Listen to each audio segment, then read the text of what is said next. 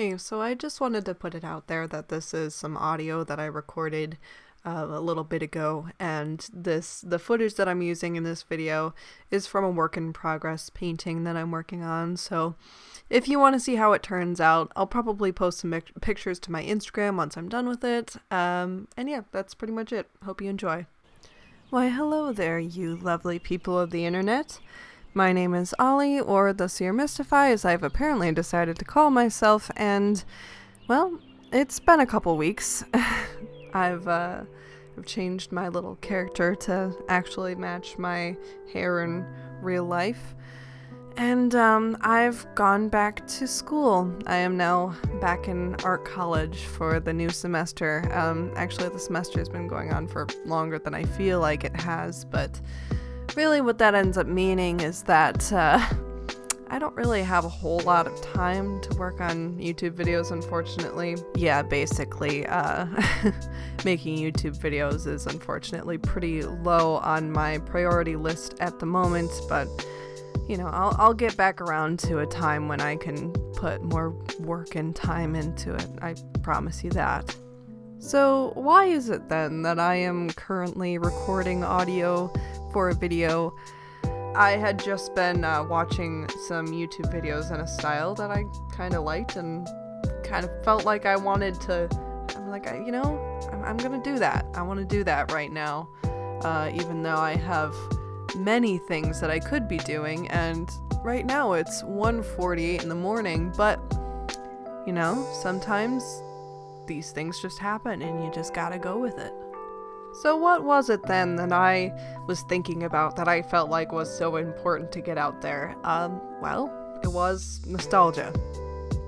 You know, nostalgia, a sentimental longing or wistful affection for the past, typically for a period or a place with happy personal associations, or as we know it on the internet, when you think about something from your childhood and it makes you feel things, you know?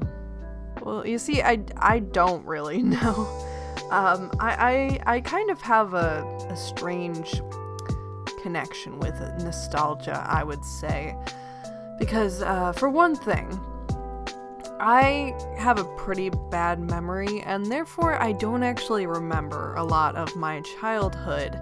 I have kind of almost like secondhand memories, if that makes sense, because of course, you know, like my family has talked to me about my childhood, and I go like, oh yeah, okay, and then I just kind of, tell myself that that's what happened, and that's really what I know of my childhood, but I don't really have a whole lot of connections to it, I feel, if that makes any sense.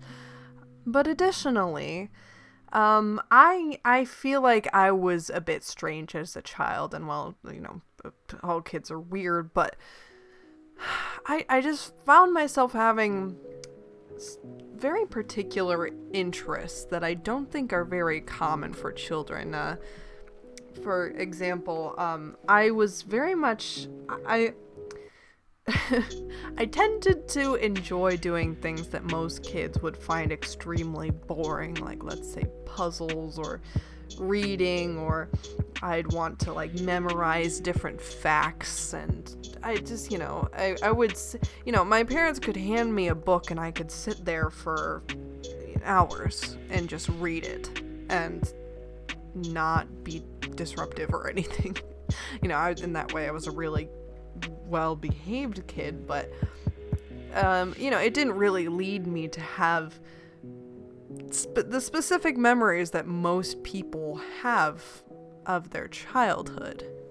So while most children were, watching specific cartoons and shows and playing with specific toys and playing video games, I was learning how to play the piano and memorizing specific classical composers, and there was this thing that I would do where if I was interested in something, it was very important for me to have my birthday cake be based off of it, and have like a themed party, which really just meant have a birthday cake with whatever on it, and then the rest of it would be mostly a regular party. But anyway, so I just really have to wonder what it was like and what was going on in my parents' head when I came up to them.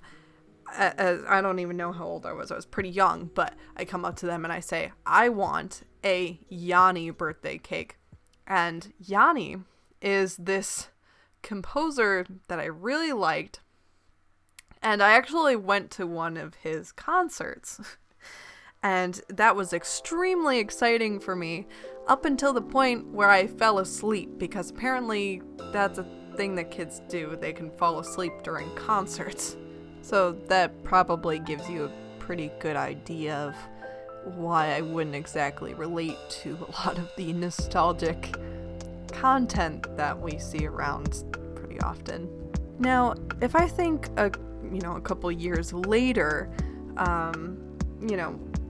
currently we're in something that people are apparently calling the Twilight Renaissance, and things within that time period kind of exist for me in a space where, I remember liking them, and, I kind of can still, I can still remember those emotions and that, but I'd really rather not think of them, because it kind of brings me back to a time that, as we say, is quite cringy.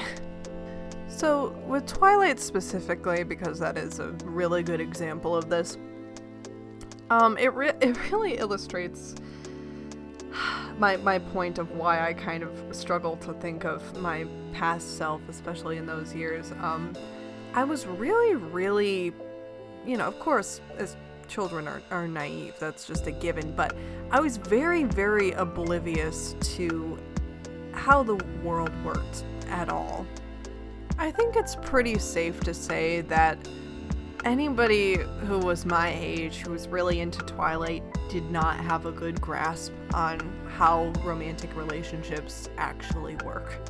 But I don't think that there were many who were like me, and that they pretty much let the entire romantic aspect of it go right over their heads. I mean, it is a romance movie / book / series, whatever. That's the point. But for some reason, here I was just being like, wow, vampires, they're pretty cool. That movie was pretty much my introduction to vampires, and I'm just like, wow, yeah, vampires are cool, and this guy Edward here, he is a vampire, so yeah, I like this movie. And that was pretty much my takeaway. But mind you, I was somebody who pretty much let Twilight become my entire personality. We got the cake situation again, which I have pictures of. God, I hate it. But there's that. And then there's also the fact that in this very room that I'm sitting in currently, my bedding was a duvet cover that was just Edward's just entire face just blown up, covering the entire bed. And I slept with that, and I felt like that was just a totally normal thing. And yet I did not even understand the point of the whole movie.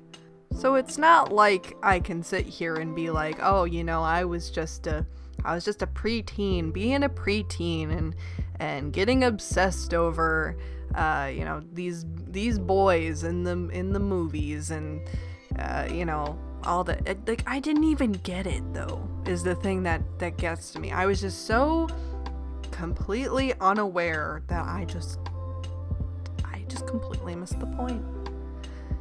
I really shouldn't be able to criticize my younger self as much as I do, because, sure, I can say, oh, well, my brain wasn't fully developed at that point, and I didn't but my brain still isn't fully developed, and it freaking shows. But, gosh, I was just so embarrassing, I feel like. I don't know. I'm sure a lot of us feel that way, and we kind of just have to get over it, but sometimes it's hard, and I don't know, for that reason, I don't know if I can really go back and revisit things from that time and really feel like I can enjoy them again. I think they're just kind of forever ruined by that.